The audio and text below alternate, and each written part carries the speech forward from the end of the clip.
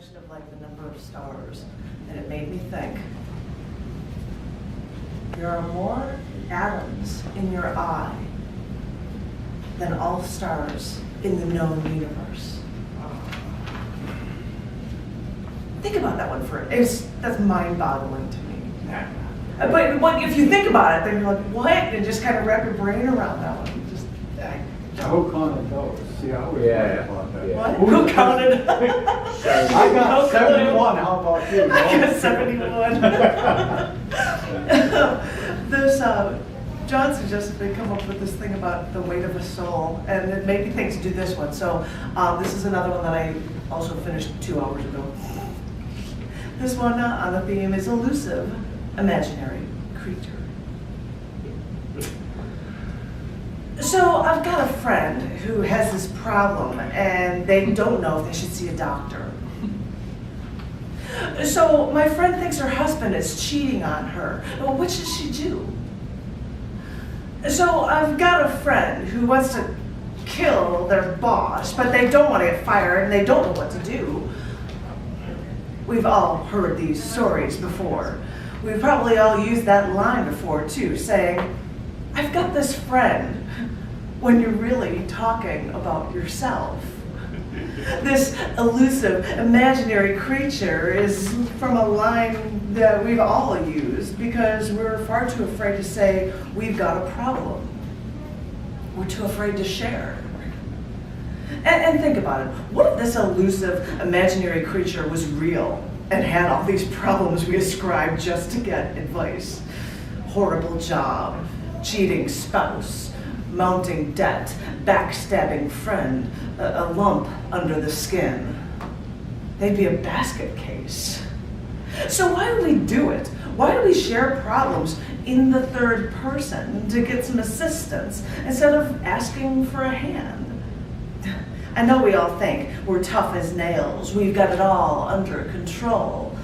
So maybe it's because we create this persona and don't want to shatter this image we've created to the rest of the world.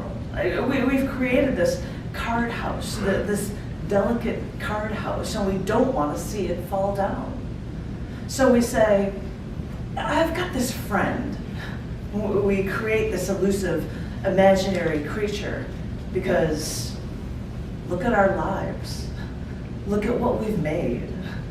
We surely don't want to shatter this image we've created for us and the rest of the world. Here's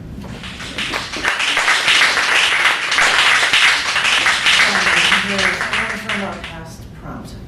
Violence and peace both work. Is what this was.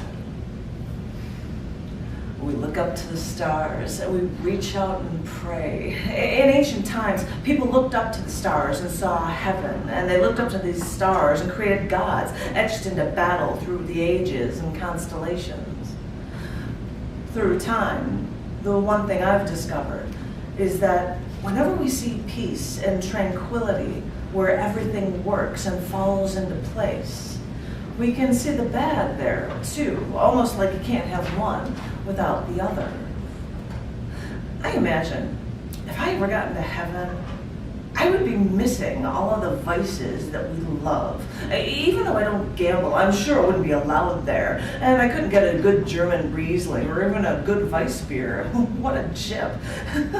So this afterlife is just so boring. If I like to sing, but if I have to sing Kumbaya one more time, and if there's a poetry open mic in heaven, I'm sure all you'd hear is the Psalms of David over and over because it's the poetry in the Bible. Whoa. In other words, what works for some might not work for others.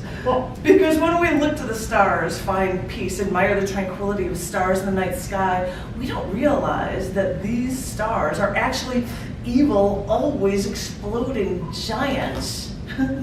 We actually see what we see are often post-explosion nebula catastrophes with temperatures hotter than we could ever imagine.